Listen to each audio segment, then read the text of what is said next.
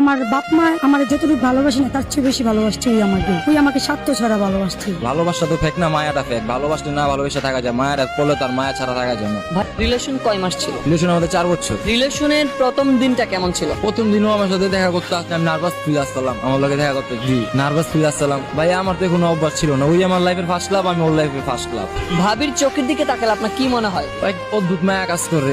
Life partner আমার, সারা জীবন নিয়ে রাখবো, যেমনি কিভাবে রাখবো ওই একটা আগ্রহ জাগে। আপনি যখন রিলেশনশিপে আবদ্ধ হলেন তখনও কিন্তু হাজারো নারী আপনার পাশে ছিল, কিন্তু আপনি কেন এক নারীতে আসক্তি ছিল? এক নারী তো লাইফ আসতে ভাই, আঙ্গ বংশগত এক নারী ভাই। একটা পুরুষের জীবনে রিলেশনটা কেমন হওয়া প্রয়োজন? যে দুজন আগলায় রাখবে, একজন হলেই যথেষ্ট, 4-5টা লাগে না, একটা হলে যথেষ্ট। 4-5টা ওগুলো তো লাইফ না কাটাবে না, ওগুলো আজকে থাকবে কালকে চলে যাবে, ওগুলো সময় পাস। হাজারো পুরুষের মধ্যে আপনি এই ব্যতিক্রম কাজটা কেন করলেন? বিকজ 4 বছর থাকছে একসাথে, মায়া লাগছে। মায়া থাকে না ভাইয়া, ভালোবাসা তো ফেক না, মায়াটা ফেক। ভালোবাসলে না ভালোবেসে থাকা যায়, মায়াটা পড়লে তার মায়া ছাড়া থাকা যায় না। তো মায়াটা মেন, মায়াটা হচ্ছে এমন একটা জিনিস, মানুষটা মায়া ছাড়া থাকা যায় না। ভাবি ছাড়া আপনি একটা দিন আপনার কাছে কেমন মনে হয়? খালি খালি লাগে, আনোখা লাগে, কি জানি নাই। ঘরে গেলে যেমন দেখেন, মা না থাকলে যেমন লাগে এরকম লাগে, জি যেমন ওম লাগে। লাইফ পার্টনার তো ভাই। বিবাহের পূর্বে আপনি ভাবি কিনে কি স্বপ্ন দেখতেন? স্বপ্ন দেখছি একসাথে হাত ধরে বাঁচবে, একসাথে হাত ধরে মরবো, এতটুকু স্বপ্ন ভাই। আপনি কি জানতেন ভাবিকে যে পেয়ে যাবেন এতটা সারা জীবনের জন্য?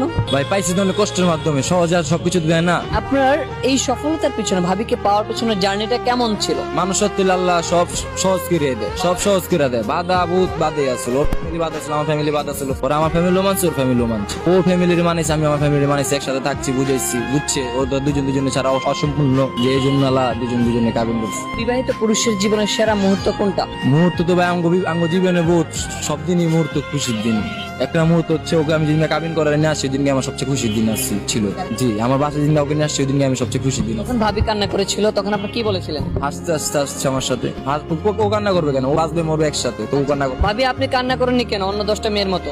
কারণ আমি চাইছিলাম ওর সাথে সারা জীবন থাকতে, সেজন্য আমি কান্না করিনি। কারণ আমার ফ্যামিলির আগে আমি ওকে সবসময় গুরুত্ব দিতাম, ইম্পর্টেন্ট ভাবতাম এবং কি ভালোবাসতাম বেশি, নিজের ফ্যামিলির থেকেও বেশি ভালোবাসতাম নিজের বাপ মা ভাই বোন। একটা নারীর জীবনে সব থেকে গুরুত্বপূর্ণ কোন পার্সনটা? একটা নারীর সবচেয়ে গুরুত্বপূর্ণ তার আম্মু, কিন্তু আমার সবচেয়ে গুরুত্বপূর্ণ ওই মানে আমার হাজবেন্ড। কারণ ওই আমাকে বুঝে, ওই আমাকে কেয়ার করে, ভালোবাসে। আমি ছোট থেকে বড় হয়েছি, আমার মনে হয় না আমার বাপ মা আমার যতটুকু ভালোবাসে না তার চেয়ে বেশি ভালোবাসছে ওই আমাকে। আমার বাপ মা আমার স্বার্থের জন্য যতটুকু ব্যবহার করছে, ওই আমাকে স্বার্থ ছাড়া ভালোবাসছে। পৃথিবীর সবাই বলে বাপ মার ভালোবাসা নিখাত, নিঃস্বার্থ। আপনি বলছেন স্বামীর ভালোবাসা নিঃস্বার্থ না? হাতের 5 আঙ্গুল তার এক হয় না। আমার বাপ মার চাইতে আমার মানে 14 গোষ্ঠী থেকে সবার চেয়ে আমার হাজবেন্ড আর আমার একটা। ওনার গ্রামের বাড়ি কোথায়? হাজবেন্ড ঢাকায়। আপনার স্বপ্ন কি তাকে নিয়ে? আমার স্বপ্ন তাকে নিয়ে মৃত্যুর আগ পর্যন্ত একসাথে বাঁচার।